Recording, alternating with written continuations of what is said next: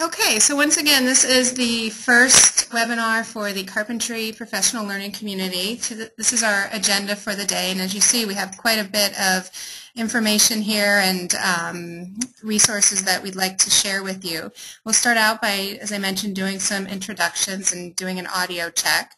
Then I'll do a quick overview of our professional learning community and what you can expect to learn and contribute throughout the year as we have our sessions.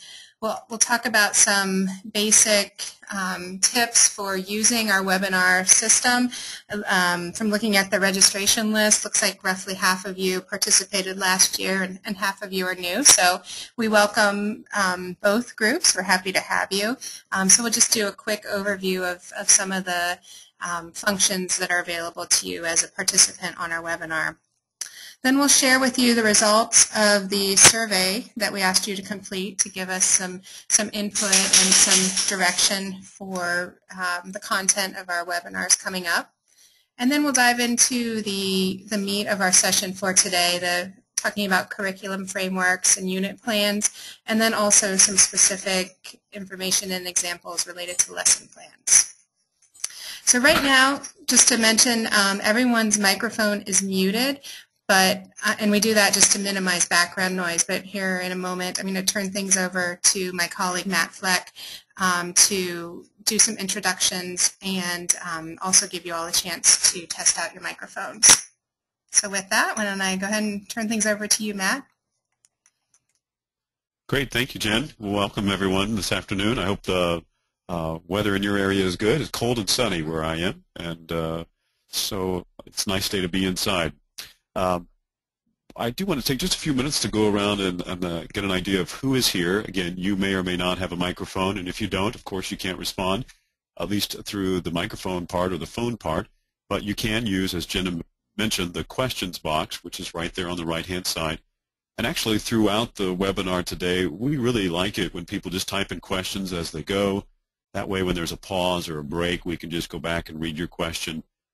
We have a couple of presenters, teachers and principal and a curriculum specialist with us today, and as they speak as well, it helps just to have you write down the questions or raise your hand. As we mentioned earlier, you can see the little hand emblem up there at the top by the control box, and you can raise your hand at any time. In fact, if you would, those of you who are listening, go ahead and raise your hand so we can just see if everybody can do that.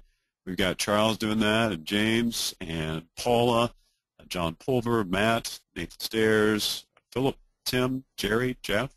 Well, this is an advanced group. We have almost 100% participation here. That's great. That's great. That's great. It's moving down very quickly. So just try that out. We had a couple that still haven't got them up, so just raise your hand, and we'll clear that off there, and then we'll know later on who needs some help. Looks like you guys are learning where it is. Fantastic.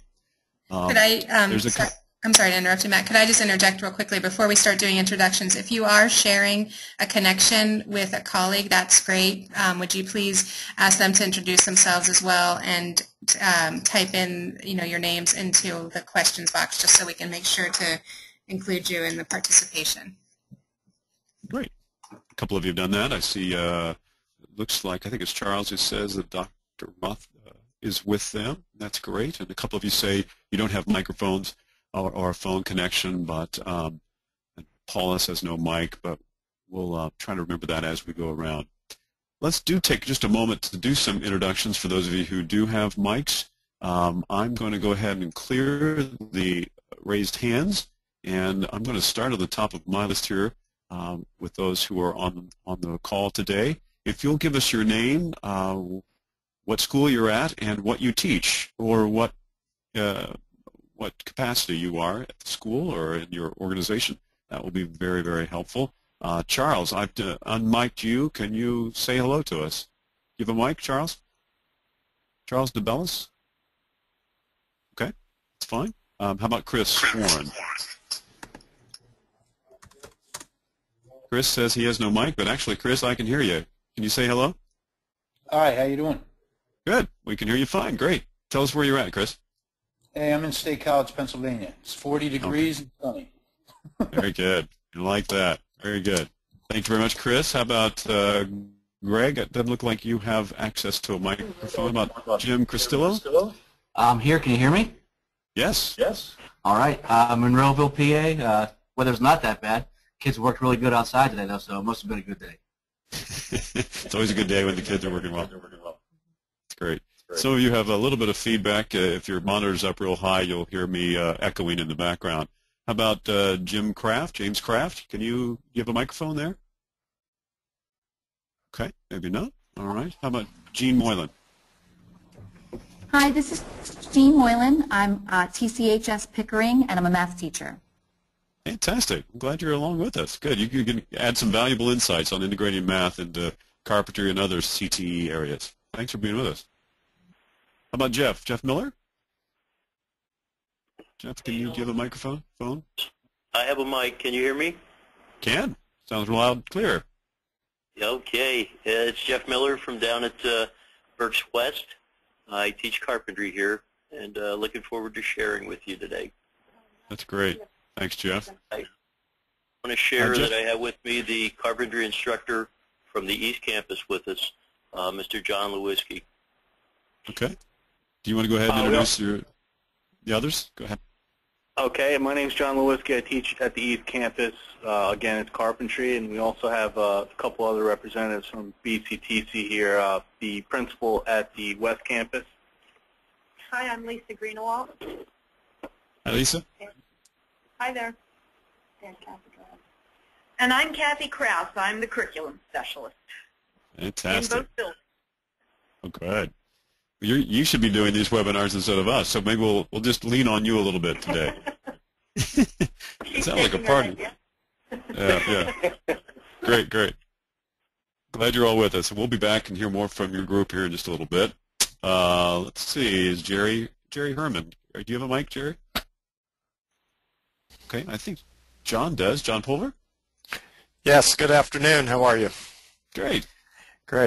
John Pulver, Association for Career and Technical Administrators, and I'm the Special Project Consultant. And we're working with the PLCs in collaboration with the Curriculum Inspired Leadership Program. So we're very excited about the partnership. Some of our participants, I'm hoping, are online this afternoon as they were this morning.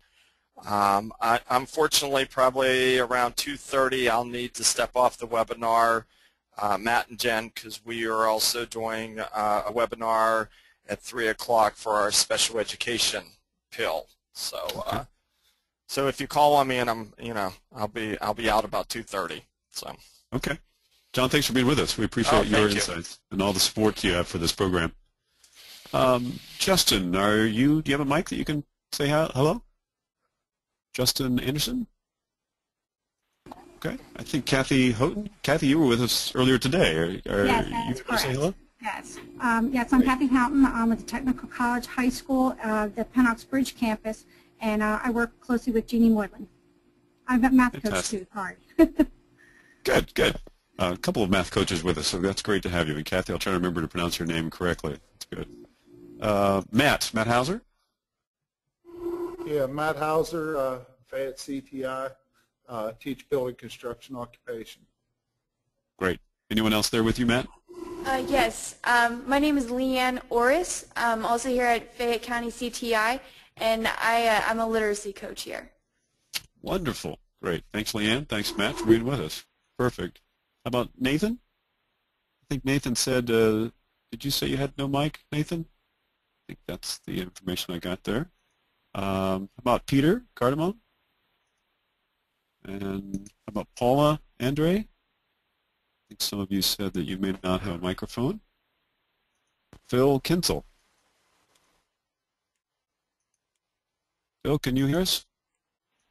You said you may be able to hear us but have no microphone. How about Phil Ronson?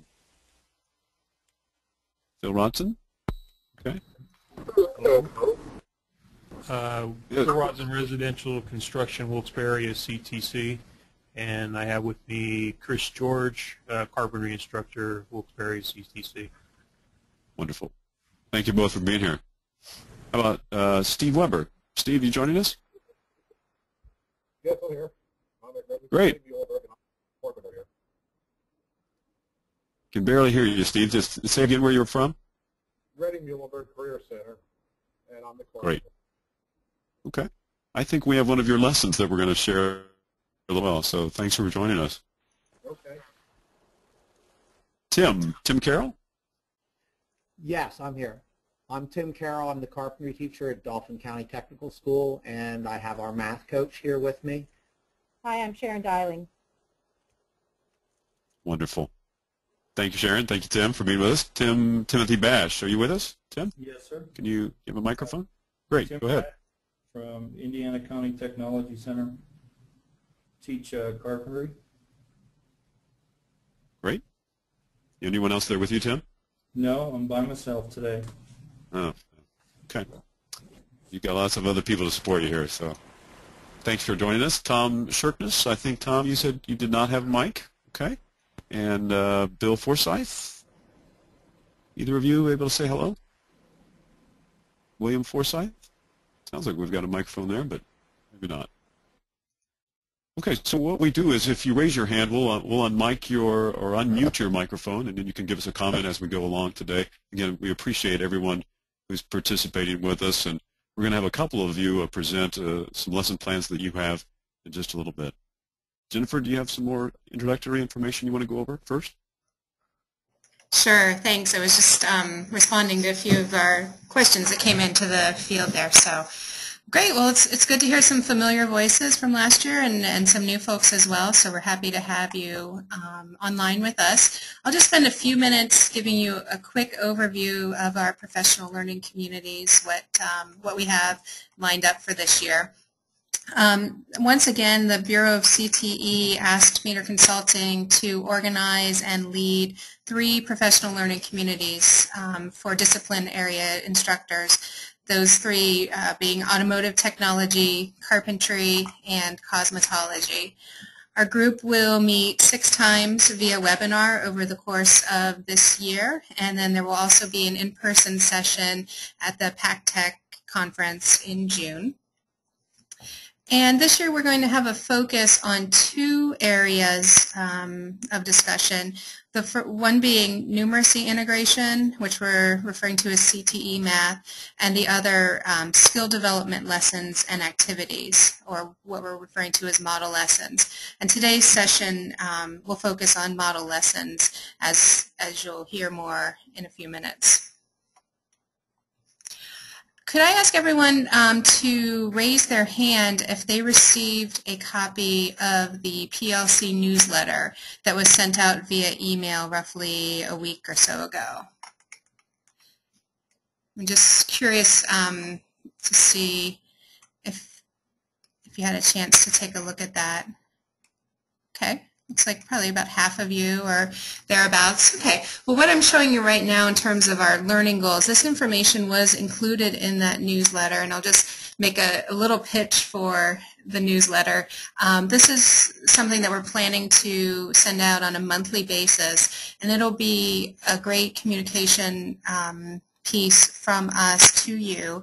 Each month it will include the registration link for the webinar, as well as any follow-up information or points that you may want to look into further, any resources or questions or whatnot. So I'm not going to spend the time to read through these learning goals individually, but they will give you a sense of the types of activities that we're planning to undertake during the webinars, and also what you can expect to take away from the sessions and your participation. Again, these are listed in the newsletter, and if you have any questions, please do feel free to contact us. Just a few frequently asked questions that have come up. We do our best to communicate with you, but certainly if you ever do have questions that are not being addressed, do contact us. We have an email address which I forgot to put up here. It's PAPLC@meterconsulting.com, and that goes to both Matt and myself, and you're welcome to contact us at any time if you have questions or concerns or even just feedback. A couple of questions that have come up though from folks. Will the content be the same for all webinars? And the answer to that is no. Each webinar will be unique. As we mentioned, 3 of the webinars will focus on model lessons, and 3 of them will focus on integration of math. However, each webinar will be its own separate program. We will, however, be recording the webinars, and we'll be figuring out a way to make those available to you. So if you can't attend all the webinars and you would like to listen in on them, we certainly would encourage you to do that. And you know, we understand that things come up sometimes last minute and schedule conflicts. So we would encourage you to attend as many as you can, but if something comes up and you're not able to, we certainly understand. In terms of finding out more information, the newsletter that I mentioned is a great resource with information and links for registering for the webinars. In addition, we will be having some community forums on the PDE SAS website, and if time permits, I'll speak about that a little bit later and give you an overview of that. Some of our participants who were with us last year are most likely familiar with that, but that's a great place for us to share lessons and resources and post questions, get feedback, etc.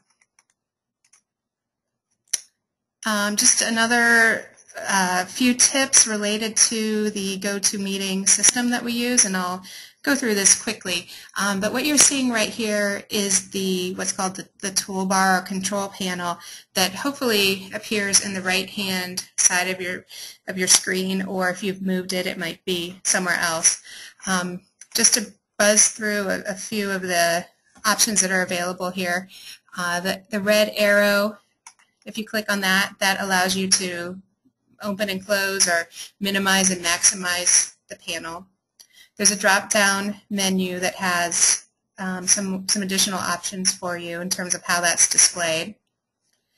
This section with audio, this is key if you are, depending on whether you're using a telephone or your microphone and speakers to connect with us for your audio. If you are using microphone and speakers, you want to make sure that that dot is selected, and I'm sorry, if you're using the telephone, make sure that's selected. If you are using the telephone, there's an important PIN number here for you, and you'll want to enter that when you call in. That's what will allow you to mute and unmute yourself, and also for us to be able to hear you. And this is the question box. Most of you have found that already. At any point in time during the webinar, if you have a question or a comment, or even if you're having trouble hearing us for whatever reason, please type something in there, and we will do our best to address it during the meeting. If for some reason it's not something that we're able to respond to, we'll certainly take that as a follow-up item and get back to you. And then finally, raising your hand, the little hand icon, which most of you have found. Again, if you have a question or comment and your audio is working, please feel free to click on that, and when we can, we'll be happy to unmute you and hear from you. So I know I really breezed through that. Let me just take a quick pause and ask, are there any questions at this point just about the general overview or accessing the webinar, where to find information, and so forth? Okay. I don't see any, so if something comes to mind later, please feel free to type it in. But otherwise, at this point, I'll go ahead and turn things back over to Matt and let him lead us through the discussion about curriculum. And let's see, Matt, I'm trying. Sounds good. Thank you very much, Jennifer. Sorry, I was trying to do that, but I wasn't sure if it was going through. Okay, looks like it's coming through. I think there. Thank you, everyone, for your patience as we kind of work through the system and all the introductory material. The most important thing about this webinar series is that you get something out of it. And ideally, the purpose of model lessons and curriculum is so that it helps you in your teaching so that students are learning better and retaining that knowledge so they can pass the assessments and credentials that you require at the end of your program. So there really is a purpose to all of this, and it really is to your benefit and not to ours, just to have a chance to talk to you. So as we go along, please interject your comments. We'd rather it be a conversation instead of just a one-way presentation. As Jennifer said, the webinars are broken up in these two areas, math integration, or CTE math, and model lessons. And today, sorry about that, today we're going to be talking primarily about model lessons. So that will be our focus. You've also all received this, but just in case you don't have it in front of you, this is the schedule for the rest of the webinars. And this sort of just breaks it down into which ones are going to be for the model lessons and which ones will be for math integration. So as you can see, we'll just have 3 webinars on the model lessons today, and then 1 in January, and then 1 again in February. So that kind of gives you an idea of kind of the whole thing. In April, then, we will report out what you've come up with and what you thought about the webinar series and some other things that we'll tell you about a little bit later on. The overriding purpose for model lessons for Pennsylvania, the state of Pennsylvania, the PDE, and PACTA, is so that it helps you assure that students are able to pass the PSSA, the Keystone exams, so that they do well on the NOCTI assessments that are specific to your CTE areas, and of course so that students are integrated with the Common Core. And the reason for this is that research shows that if you're able to put together your curriculum, you really are able to think through it and even share it with students so that they can see it, so they kind of have an idea of where you're going with what you're teaching, that it really does have an impact on not only instruction but also on students' performance. So there's both a philosophical and actually a research basis for going through all of the information that we're going through today and future webinars. We ask all of you to complete a survey. We were very pleased with the results we got about 2 weeks ago. Let me just walk you through very quickly some of the results from that survey. This is what you told us when we asked you about what you think about curriculum, about recognizing what a quality lesson plan is. Most of you said you're fairly proficient with that. A couple of you said it's sort of an average level that you have. When we ask you about whether you're able to produce a lesson plan that helps students learn content, you're a little less sure about that. You know, it's always hard to know what is the most effective with students, what motivates them, what engages them, and what helps them learn. So that might be something that we can focus on.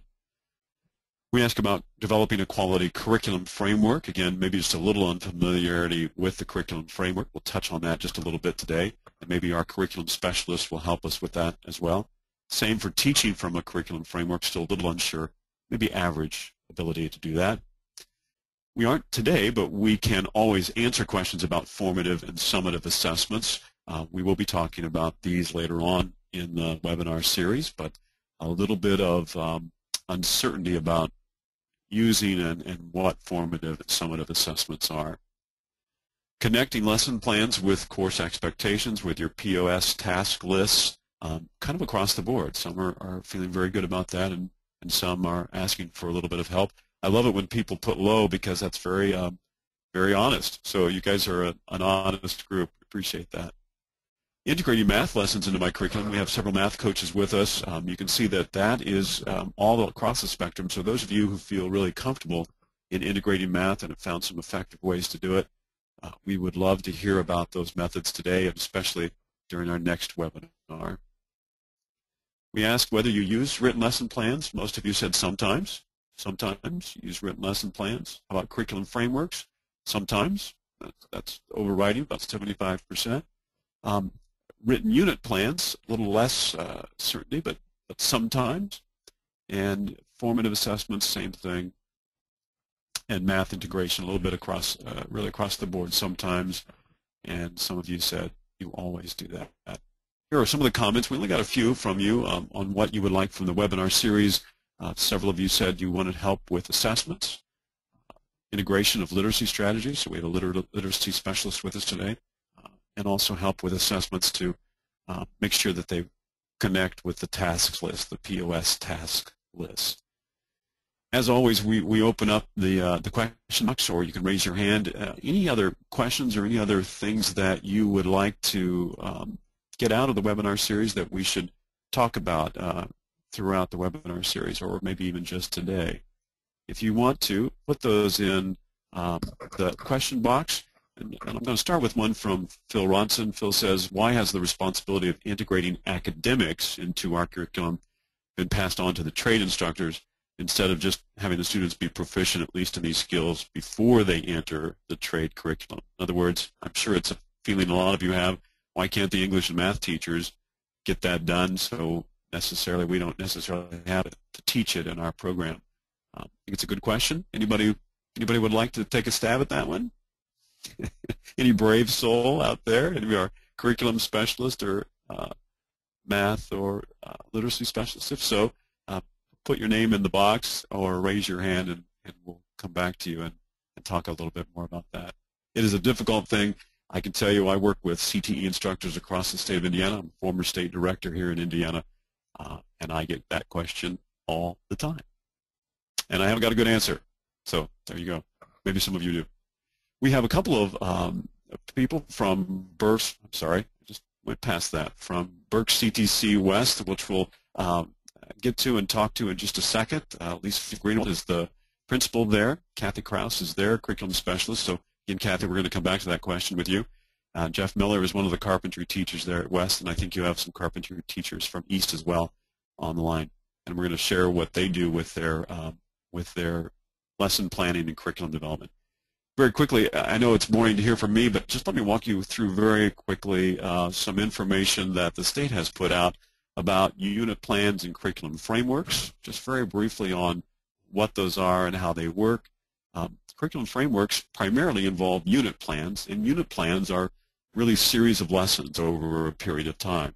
So one unit may include several different lesson plans. So that's kind of what a unit plan is. It incorporates some big ideas, what are students learning overall, some major concepts, what a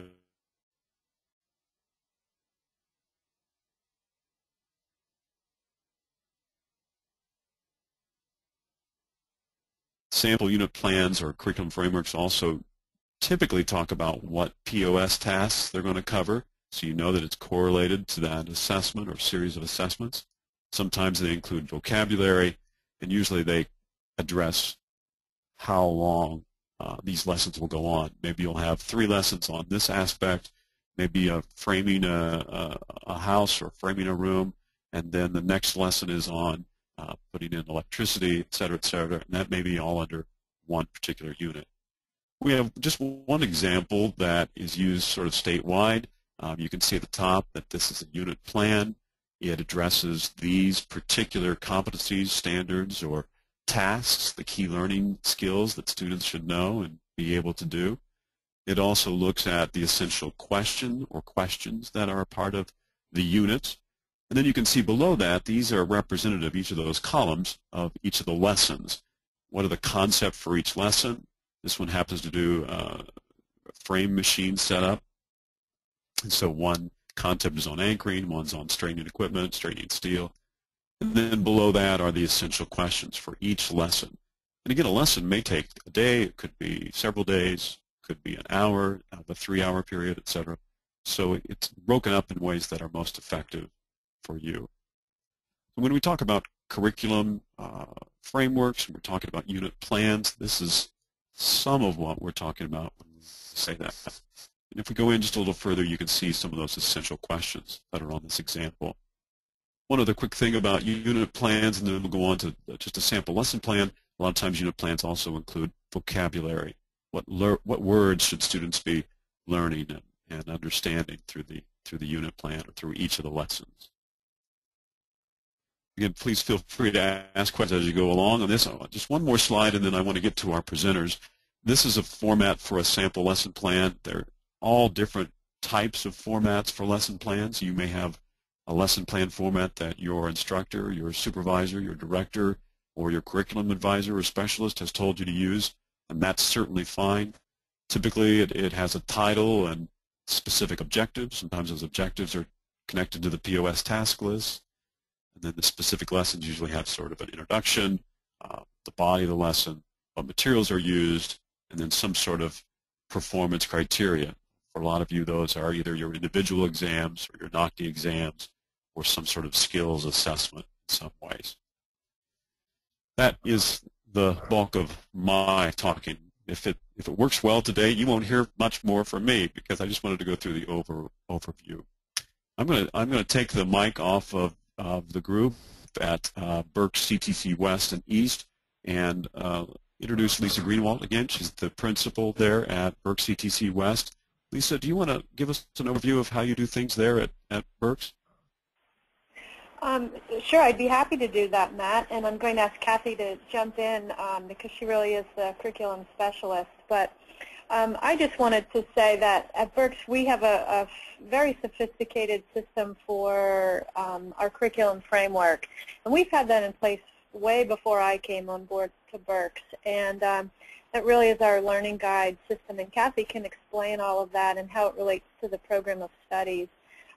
But one thing I'd like to share is that at Berks we haven't been requiring our teachers to submit written lesson plans, but we've been really encouraging that over the past couple years as we've moved into the full force into the integration approach, using the max teaching strategies and using the numeracy integration, because our CTE teachers are really experts at teaching the content and demonstrating the skills, but when it comes to integrating those academics into those CTE lessons,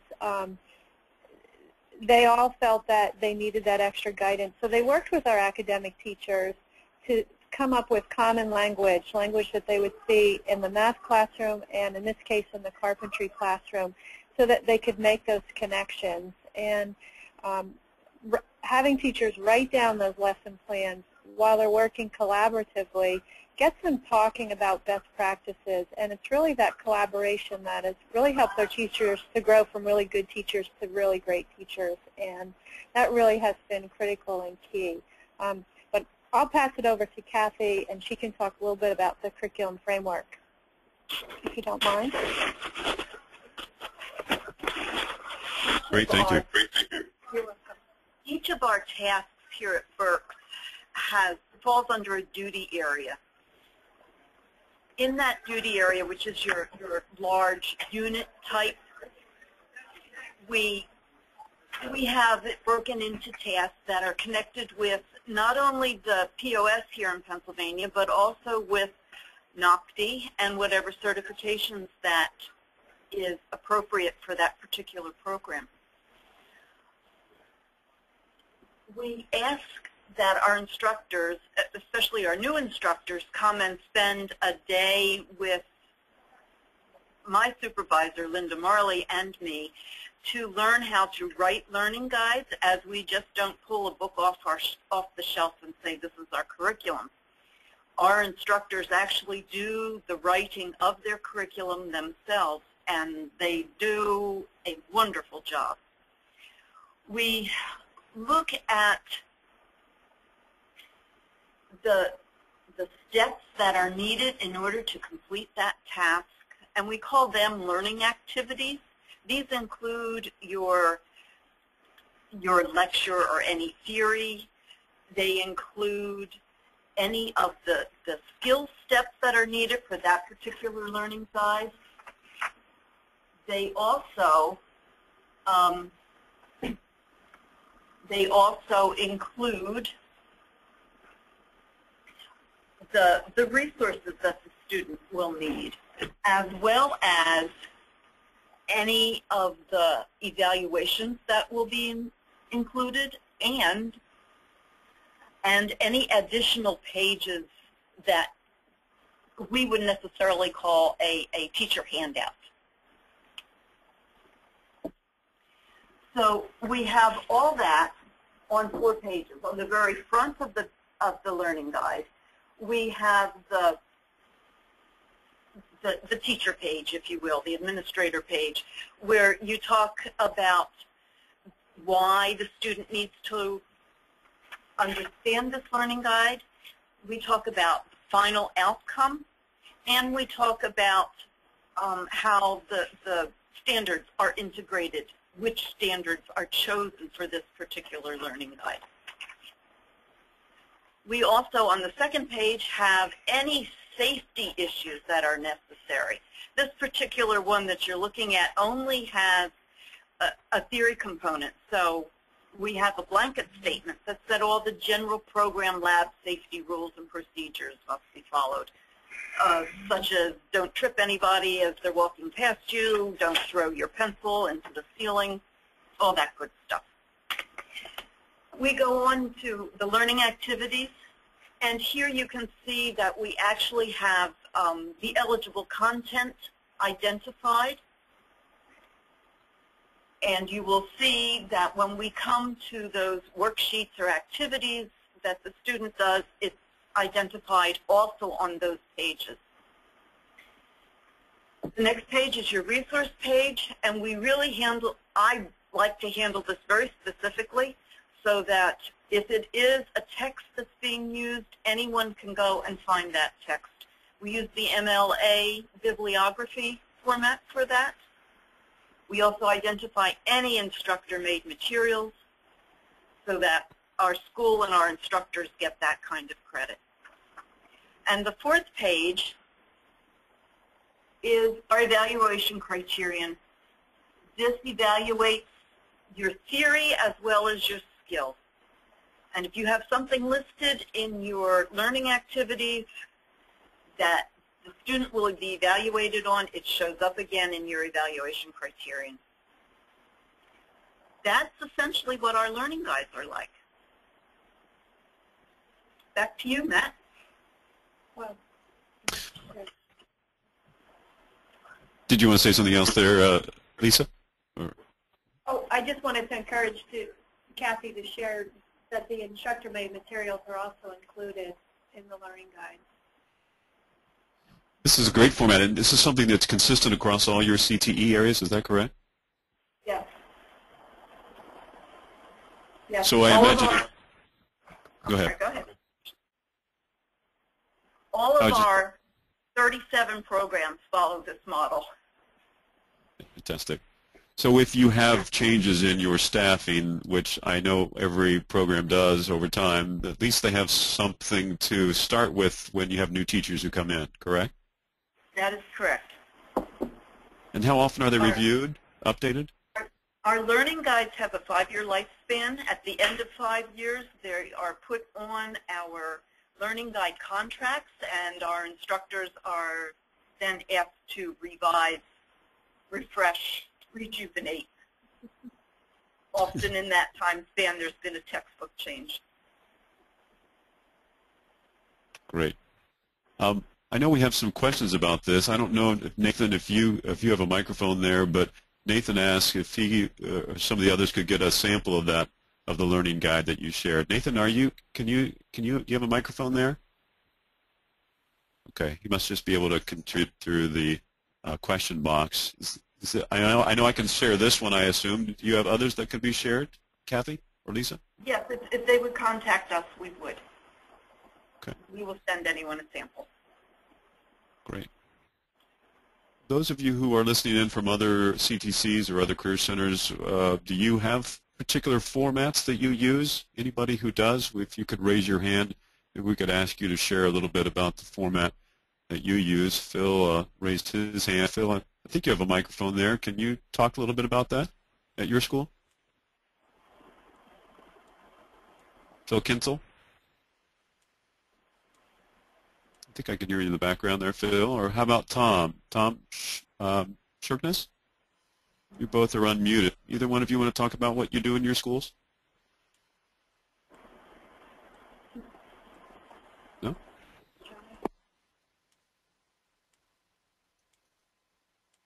Phil or Tom, or how about Greg? I don't think I have a microphone for you. So sorry, Phil, you don't have one either. Tom says what they use looks like it's pretty much the same. Okay, sounds very good. Anyone else that has something similar or something that is completely different? Or if you have something there, I'm sure they're willing to look at it. Jeff, did you want to talk a little bit about the carpentry lesson? I'm putting that up on the screen. I know you that was more about a unit plan, I believe, and so this is your lesson plan template. Is that correct? Yes, that is correct. And yeah, I'd be more than happy to share this particular lesson with you. As first of all, may I say, as Ms. Greenewald had mentioned, at this point, we are not required to have a written lesson plan for every lesson we do.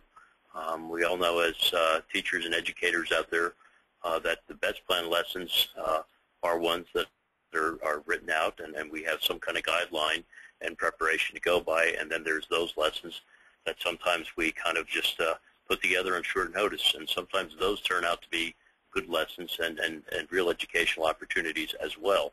However, a lesson plan is certainly a great thing to use when we have that time and preparation. And the other thing that I'm finding too with a planned lesson is at the end of that lesson, when we get to reflect and review not only how the lesson went with the students, but how we were able to pass along and to deliver that lesson, we can keep notes on that so that the next time we do use that particular lesson or teach it, we can keep improving and become better. And I think if we don't have that written type message or copy for us to look back on, we may forget that from year to year as we continue to use and educate students. So I think that is definitely a plus and a positive to having a written plan, is that we can keep building on that and making it better each time we use it. I see that you have the lesson plan up that I used.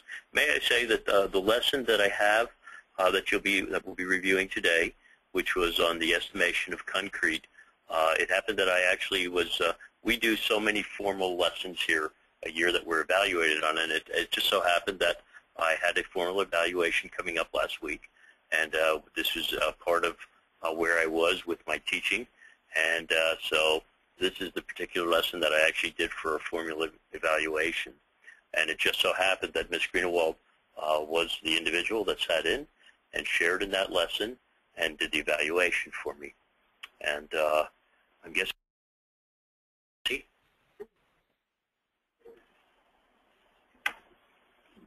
can everybody still hear me? I think you kind of... Sorry, Jeff, I cut you out just for a minute there. You cut me off. Was that Go ahead, you're fine now.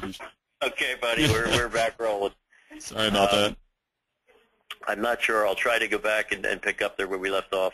It just so happened that Ms. Greenewald was the principal that did the evaluation for this particular lesson the day that I presented it.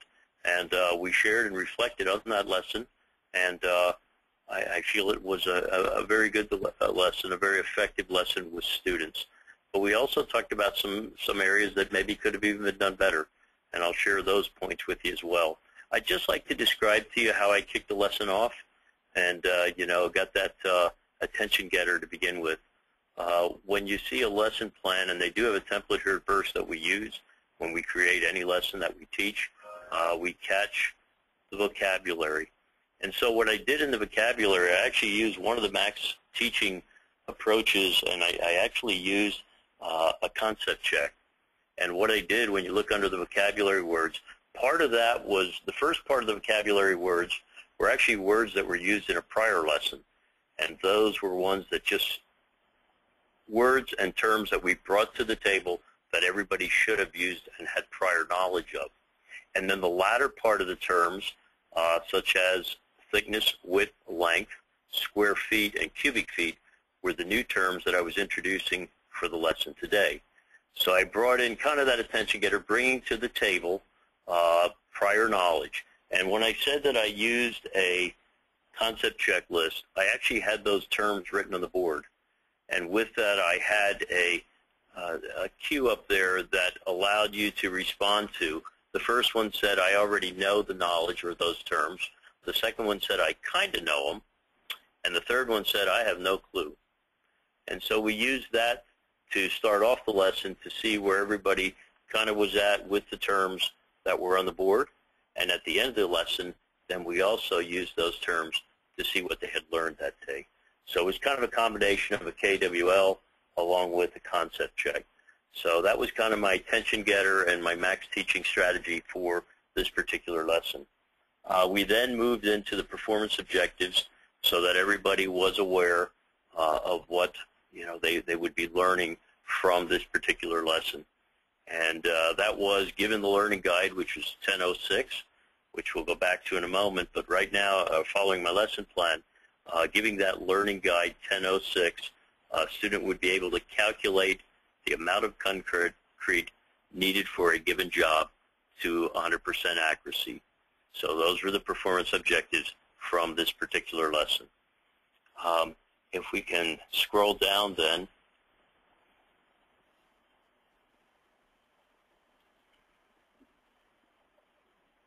we'll move on to the construction procedure for this particular lesson, and it kind of explains that it's very important that concrete is the starting point for most construction jobs.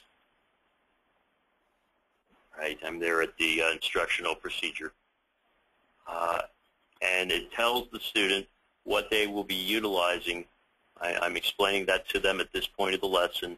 I'm explaining to them that we'll be utilizing Learning Guide 10.6, which is a learning guide on estimating concrete, and that this will allow our students to use prior knowledge from their math classes, because we're going to be doing a concept here in a short time into the lesson, or to help reinforce that component of their math knowledge.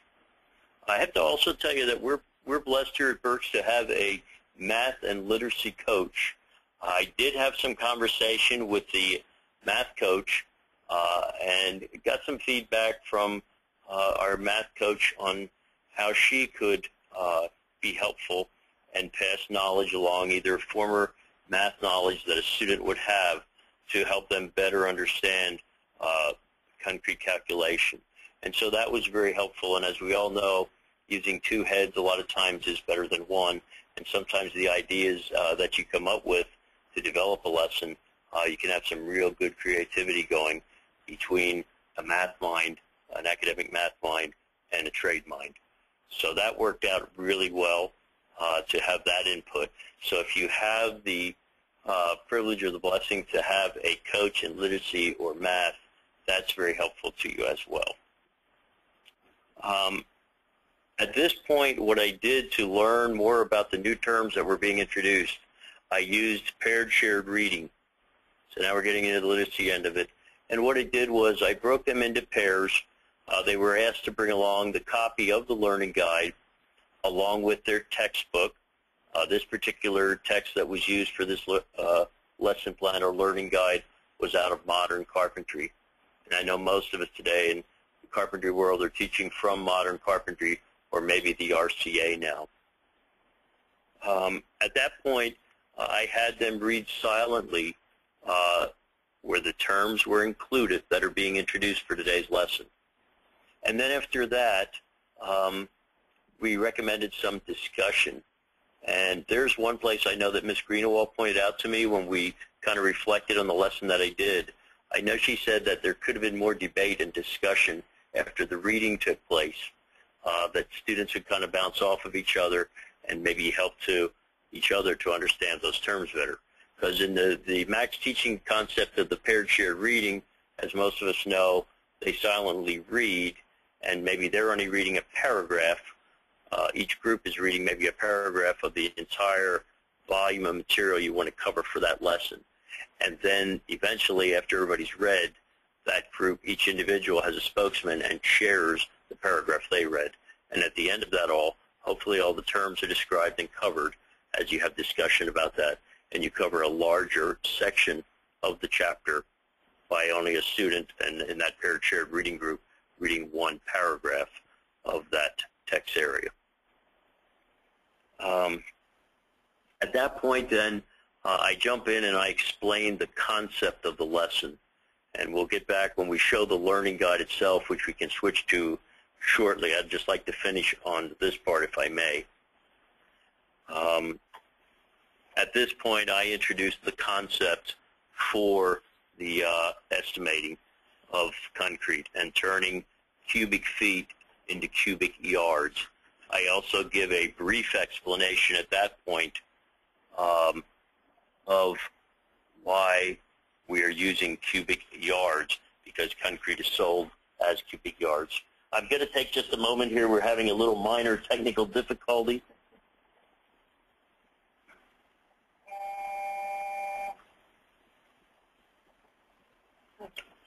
Thank you for being patient there. We kind of got cut off on the screen here and had to get logged back on, but we're all well now. Is everybody hearing us okay? Yes, we got you. Thanks, Jeff. Okay. All righty. I wasn't sure. I didn't plan any nap time into this program this afternoon. It sounded pretty quiet on this end. I just wanted to make sure I didn't lose anyone. Okay. We're still here. The light up there a little. Okay. As I move along, then, I also, in a lesson, after I've now given the concept for today's lesson, and I'm explaining to them, the students, how the learning guide will work, which usually leads into their homework assignment for that evening, as we'll see when we go through the learning guide in a moment. And then, of course, in closing, we recapture, the lesson for today, the knowledge that we should have gained. And I also let the students know what the expectations for their evaluation will be and what they will have to do in order to have a successful evaluation on this particular test. Before I switch to the actual learning guide, are there any questions that I can maybe shed some light on or help you with as far as what this learning guide pertained to, how I developed it, and if there's anything I could share with you that might be helpful in the development of a lesson plan? That's a great question, Jeff. I'm going to open up. Does Jim Kraft, do you have the microphone there? Yes, can you hear me? Yeah, go ahead. Oh, hi.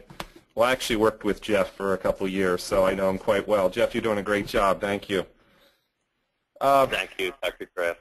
Well, I'm actually at the East Campus, so we have the same system implemented over here. So very, very similar. I can just honestly say, though, I've worked in other technical schools prior to coming to Berks, and I really think that Berks has done a fantastic job of organizing their curriculum and training teachers. I've been here 3 years, and I'm just so impressed with the professionalism, the level of professionalism of our teachers and the seriousness that they take. I do know, and Jeff, I guess maybe you didn't mention that we do, and Kathy's right there, we do set time aside for our curriculum folks to work with our teachers one-on-one on an ongoing basis, and we feel that that's very critical for them to stay current and to make sure we're on the same playing field and have a thorough understanding of where our teachers are. I don't know if you want to elaborate on the process, Jeff, you go through to update your learning guides on an annual basis? Yes. We are contracted just as we contract our students here for how many tasks they will complete in a quarter for a certain portion of their grade. We, too, as instructors, are actually contracted to write the required amount of learning guides per year. As Ms. Krause had mentioned to everyone, they try to keep them within a 5-year window. Once that 5-year window is up, and in my particular program, I have a considerable amount of learning guides. I guess I should know them. I don't stay up every night counting them, but I know there are many. And so each year, there are so many that need updating. So between Mr. Lewinsky, who's down at the East, and myself, we rewrite those learning guides. And obviously, with technology changing so rapidly, there's always new things that can be added to that learning guide to make it even more fitting and appropriate to today's world. One of the things that is big, of course, in the construction field right now that we are starting to input into our learning guides is the green technology. So many of them, there's green technology that can be added to. And that's been a really positive experience for a lot of our students. We've started to dabble with some green building as well. And so we've integrated that into our learning guides and continue to do that, as it seems like it'll be the wave in the future of construction. Jeff, this is Matt. Can I ask you a quick question? Yes. How has it helped you having it written down? I mean, I know you've probably taught this lesson, this example here before. Does it make a difference having it written down? Yeah, as a matter of fact, it does. I feel even, I'm at education, I've had the privilege of being in this 24 years now, and I feel that with writing things down, I think the most positive thing is sometimes maybe if I went and I was doing this lesson totally cold, you know, it would probably come off okay.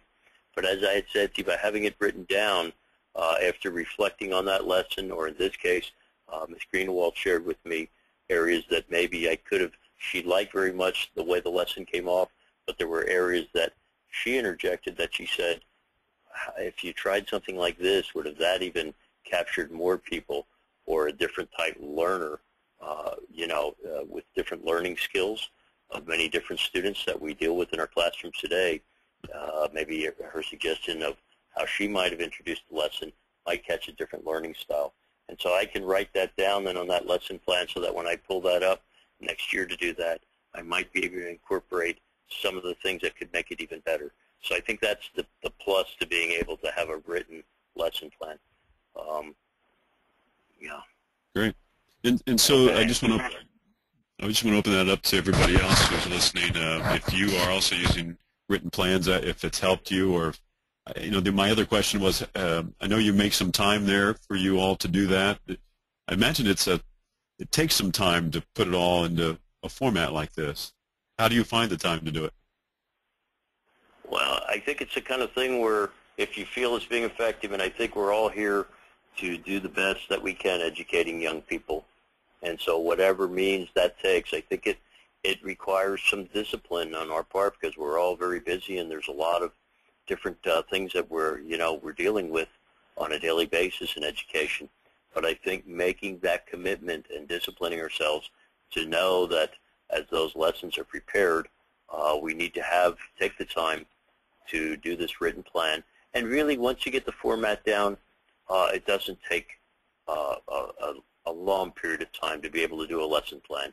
You already know the concept and the curriculum that you're teaching from working with it many years.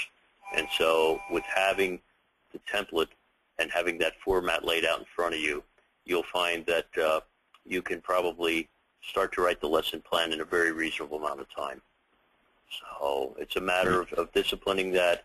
And of course, the bottom line is we all want to try and present the best possible information that we can to help educate young people. Great. Did you also want to see did you want to see the PDF? Yeah, if we could jump right there where you were on page 5 is where I'd like to take off. I think Ms. Krause pretty well explained the of the learning guides here at the Career Center at the BCTC. And this is where I introduced, partway through the lesson plan, I introduced the concept for the day.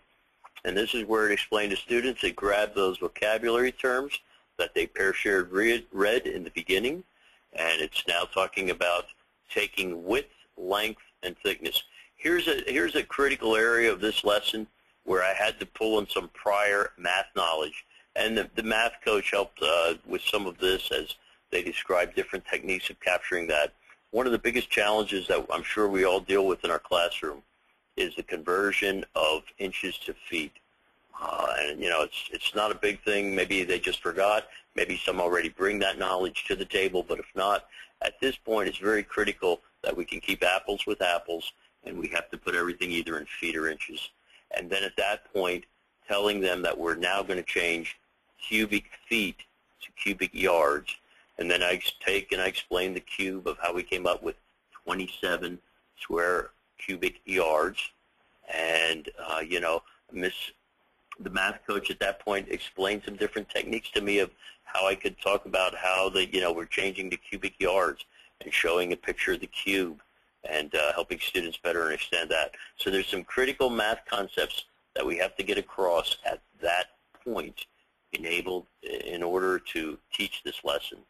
And after we get past that, then we move forward and I start to show them what the homework assignment will be. And as we continue on now through the learning guide, we'll see that there were a number of questions that they will be able to calculate concrete. And then I give them different type scenarios, because as we go to page 9, if you'll go back and scroll down, you will see that there is a blueprint there. That's the one coming up, thank you. And I'm going to let them estimate the concrete for this particular project, and they'll be doing the floor, the footers, the walls, and so that is a great, reality, real-life example of what I would do as a builder if I am going out and I'm going to estimate that particular job. So at this point, they've pretty much captured the vocabulary terms for this particular learning guide. They've learned the concept of how to take square feet and change them to cubic yards. We talked just briefly at that point about using some deductible reasoning. I explained to them that a mixer holds 10 yards of concrete, okay? And so that if for some of these answers they're coming up with a ridiculous amount of yards, it's possible using deductible reasoning and good common sense that maybe they missed something in the calculation. So there's some other things that we can talk about to help them use, good common sense while they're estimating. Of course, I also point out that estimating is a very critical part of being successful in the construction world and the construction business today. At that point, we basically, everybody in the lesson plan already, it was explained to them how they will be evaluated. And the last page that's included moves into the next lesson, which this builds on. That's just included. I did not cover that particular section. That moves into another lesson on footings and foundations, which will be continued in a following lesson. So that's pretty much the format for this particular lesson. I felt good about it. There were a few areas which Ms. Greenewalt, when we reflected, me. Your question? Pardon? Go ahead, Jeff. I'm sorry. I didn't mean to interrupt you. I didn't know if you wanted some questions right now. Go ahead, though. Then we'll ask for some questions. Yes. One of the questions that you asked me earlier, and I'll end on this note and open it for questions then, that you had asked me was, what is the worthiness of writing a lesson plan? And at this point, after speaking with the math coach, Ms. Greenewalt's reflection, I can write some of those notes down because, not that I want to say that I'm getting more forgetful as I get older, but till doing that lesson next year for the students, I may not remember a lot of the positive comments that were made about how it could even be made better. So I need to jot those down so that next year when I go to present that lesson, I'll remember some of those things that worked and maybe some that didn't as well. Okay, Great. At this point, I'd be very happy if there are any questions for me. I'll answer or take at this point in time. Got a couple of comments. Tim Bash, I'm going to open up your microphone. Tim said when he took over the position there were no lesson plans left from the prior instructor, and says now that I'm going through the vocational program, I am learning to write lesson plans and would not be able to stay on task without writing into some format. Tim, do you have a microphone? You can comment further on this? Yeah, I have a mic. Go ahead. One of the things that I think that's most helpful, especially mentoring off of people like Jeff here, is that there's so much knowledge that you have. I've been in the carpentry business for over 30 years, but trying to pair lesson plans together, connect them from one thought to the next.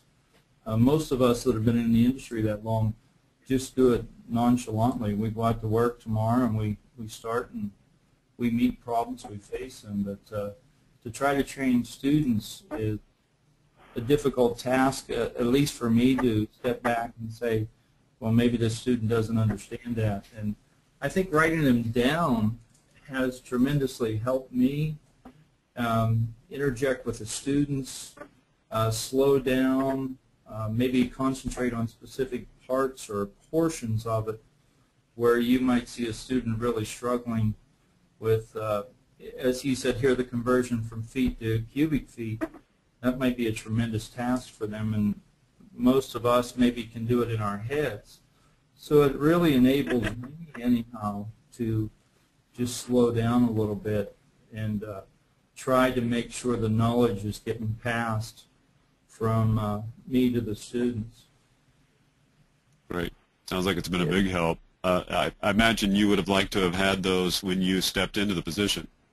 Yeah, and you know, formerly for me, I actually worked for the instructor that was here before, and Peter Cardamon come on board there for a couple months, but he was only interim. But I could work very well with that prior instructor. He had a wealth of knowledge, but the problem is there was no systematic way to transpose that knowledge. You either come on board with him and you knew it or you didn't, you know. Jeff, did you want to make some comments on that? Yeah, I did, Tim. It sounds like you're along the way to producing and presenting some good lessons with your students. The one thing that I can say that might be of help to you, I know before I had the opportunity to teach, I was in custom home building for 15 years, and I know the pace is pretty fast out there. And I think one of the things that might help you, and I still have to watch myself with this, I think we try to capture too much in one lesson. And once you know you've got to that point where you kind of lost the group, because it's not that you weren't interesting, but you're trying to put too much into one concept. I know one of the things that Ms. Greenewald had even shared with me when we reflected on this lesson was I was borderline for maybe getting 2 lessons into one there. And a lot of times you just, you want to share that knowledge with them and you want to keep building on it. And sometimes we try to cram too much into one day, and then after we lose the guys, because it's not that they're not interested, it's just too much knowledge to absorb at one time, then we realize that, wow, I should have made 2 lessons out of that, or 3 maybe. So if I can encourage you that way, I know the pace of the construction world, we usually crammed a lot into a short time, but we have to remember now that we're trying to get that concept across to that young mind, and they'll get fast when they're doing it every day if we can relay that concept to them and maybe not overload or overwhelm them in putting too much into one lesson. Well, but I think you're on the right track, Tim. That's really interesting, because as I was sitting here planning on I have a future lesson plan to go out here. Actually, I'm unrolling it tomorrow, and I'm just sitting here saying I got to chunk this thing down in little bites. Yep. Because as I'm going over it in my mind, I just think it's too overwhelming for them. Yes. And I think you'll be glad if you did, and then maybe came back that second day, reinforce the knowledge from the lesson that you did the day before, and then move into the new part you want them to have of that concept for the second day. And sometimes I think you'll find, even though it consumes another day, I think you're going to find they're going to retain that knowledge a lot better, especially when you get to the time where you're prepping them for Nocti. I appreciate that. Thanks for your question there, Tim. And Steve Weber is on the line as well. I don't know if Steve's still got a mic close by, but he said, how much time do your students require learning the basic math skills before they can even begin to understand the volume and cubic yard calculations that you talked about, Jeff? I think that kind of varies. I know Steve's doing it a long time. Steve and I know each other well, and I think that it all depends on the group. Some years you're going to have guys that catch on pretty quick, and then you're always going to have that other part of the group where you're going to have to spend a little more time. If you have the luxury of having any help at all as far as with a math coach, maybe a teacher assistant at time, or a learning resource center, you'll go so far. Remember, there's all those different learning styles in that classroom. You present that concept 1 or 2 times, keep building on it, reinforcing it. But if there's a guy that is really struggling, and you feel, most of us have anywhere from maybe 18 to 25 guys in a class at a time, if you can get a little help from someone else, in one of those other areas, in the Learning Resource Center, maybe a math or literacy coach, that's always very helpful too. And if not, sometimes I've tried students teaching students, because sometimes when they kick things around and it goes back and forth between them, sometimes one of them actually ends up having something that catches, and clicks with the guy, and he finally catches on, sometimes through the help of another student in that class. Yeah. Those are just some thoughts on, different technique on that. we're coming up to the quarter to the hour. I wanted to make sure that those of you who had questions had an opportunity to do so. Jeff is with us, and Ms. Greenewalt, the principal, and also Kathy Kraus, their curriculum specialist there. So be sure to raise your hand if you want to do it to the mic, or if you want to put a question in the question box, because we just have a few more minutes left. These are great comments to have. Kathy, or any of the other curriculum specialists that are with us, would you want to comment on integration of literacy or math a little bit more? Kathy, I'll start with you. Integration of literacy and math is something that we must work very hard at doing. It does not come naturally with our instructors, unfortunately. However, through the Max teaching and having Todd Luke come and work with our instructors, we've been seeing marvelous things in the classroom.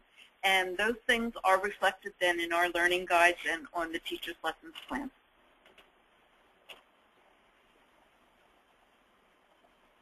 What else would you like to know? Okay, good. Any other? No, that's good. That's good. Any other comments from anyone else that would care to do so? I think we're going to give some contact information here in just a moment. I'm going to turn it back over to Jennifer to finish up things for us. Just very quickly, well, let me get to my last set of questions. We talked about writing out the lesson plans.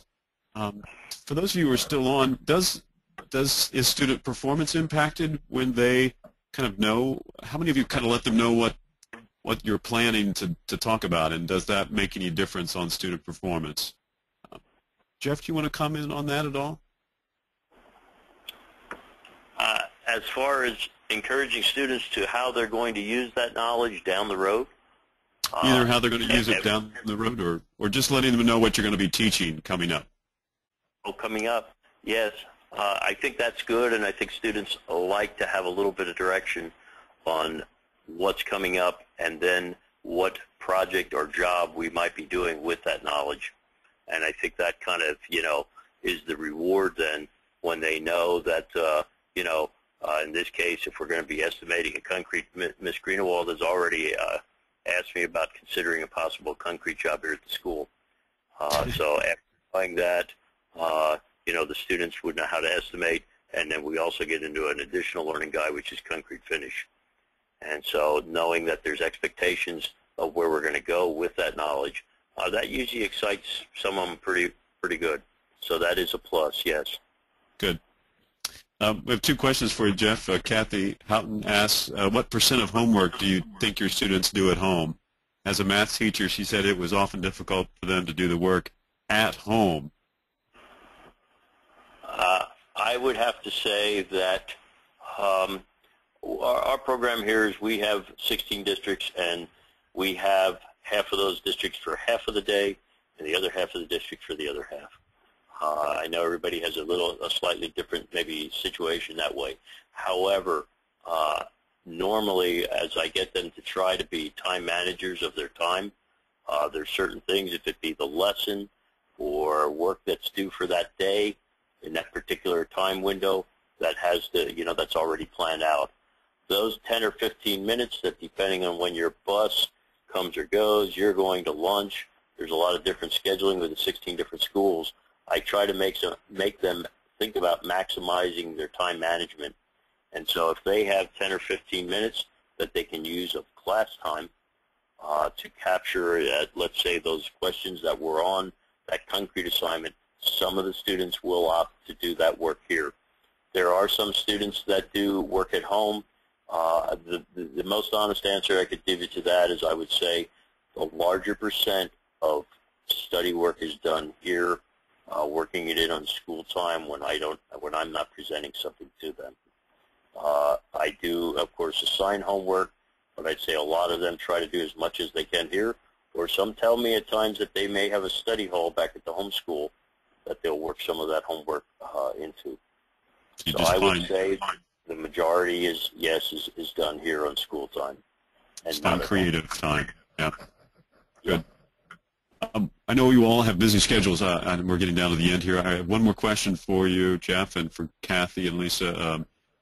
Pete says he also started working at EWCTC with little learning guide support, so he's had to develop his own learning guides. Wants to know, is there a good source to go to where he can find some good learning guides for his program areas or examples of learning guides? Suggestions? And I know Jennifer has some as well. Yeah, I have one that I want to pass along. There are, I'm just looking for them here because they're T-charts, and those are available to your program on Carpentry. Occasionally I'll pull up T-charts, and those are very helpful as far as concepts. I'm going to ask that possibly Ms. Krause will just even comment a little more on those, or Ms. Greenewald, that somebody step up. But I know we also use the T-charts, which are available. That's information that's already out there for you. It's a lot of good stuff on concepts that may be very helpful to you to get started. This is Lisa. A few years ago, the state worked with some content CTE teachers and some math teachers to develop these program-specific T-charts, and Carpentry is one of them. And basically what it does is it takes a core math concept or eligible content and says how does that relate to, in this case, the carpentry field. And for this particular lesson that Jeff introduced, the concept would be volume. And then in the T-chart, the math teacher talks about how do you find the volume of cylinders and spheres, cones, pyramids, anything that you would calculate a volume for. And then the carpentry teacher has explained how we use that formula for volume specific to the carpentry area. And in Jeff's case, how did we find the cubic feet for measuring or estimating concrete for completing that job. And then the T-chart goes through and it gives actually a script for teaching that content, what are the similar mistakes what are common mistakes that students make, how to teach this, what pitfalls to avoid. And then pages 3 and 4 of the T-chart actually go through and they give CTE calculations that are specific to volume, and then they also give math examples, and then they give examples that are PSSA specific, so that it not only teaches the carpentry content, but actually refers it to the PSSA as well. So that's the math T-chart. Excellent resources. I want to thank our presenters, Lisa Greenewald, Kathy Krause, Jeff Miller, all at Berks CTC West, and all of you who have contributed. We really appreciate your time. I'm going to turn it back over to Jennifer Grams. Jennifer, you want to provide us with some quick information on some other resources that the group here can access? Sure, I'd be happy to. And thanks again. I agree. It's been a really interesting discussion and a great opportunity to share and to learn from each other. So we really appreciate everyone who shared and also asked questions. I'm just going to wrap up quickly with a few points on next steps, and I'll touch briefly on where you can look for additional information. Our next webinar will be held on December 4th from 9:30 to 11, and it will be focusing on math, the integration of math into the curriculum. So I made some notes about some of the questions that came up during today's session, and we'll hopefully be able to shed some light on those. We'll be joined by Kathleen McNally from SREB. She may be familiar to some of you who have attended the math workshops through the TAP program. So we're coordinating very closely with her and planning to tie in the content of the CTE math webinars with the work that's taking place at those workshops. And then in conclusion, in preparation for the next Model Lessons webinar, we have some information from the Inspired Leaders Handbook that we might be sending to you related to curriculum development. Keep an eye out for that. We just need to get some clearance on sending that out. But that should be interesting information and provide some additional context for our discussion today. And then secondly, the PDE SAS website is a great resource in general for those of you who have created an account for yourselves there. I'm going to just show it to you briefly, and I'll send out in a follow-up email some information about how you can access the community page for our carpentry group. But this is the home page of the SAS website. And as I mentioned, we do have a community group set up there for carpentry. And we actually have one for each of our PLCs. And we started it last year, so for those of you who participated last year, you'll probably be familiar with it. On there you'll find information, the dates of our webinars, as well as some resources and sample lessons that instructors shared with us last year. So our goal, and I'm just going to pull that up real quickly, our goal is to make this a resource for you. The lessons that are posted here are samples shared by colleagues. We have different categories set up here. For example, blueprint reading I'll click on. The format of these lessons is just the format that each particular CTC or each tech center uses. But hopefully, as we build this out, you'll get an opportunity to see and look for examples or ideas, and really have this become a great resource. So with that, I'll just take a moment to see if there are any additional questions or comments from any of our participants today. Okay, well please look for a follow-up email from us this week.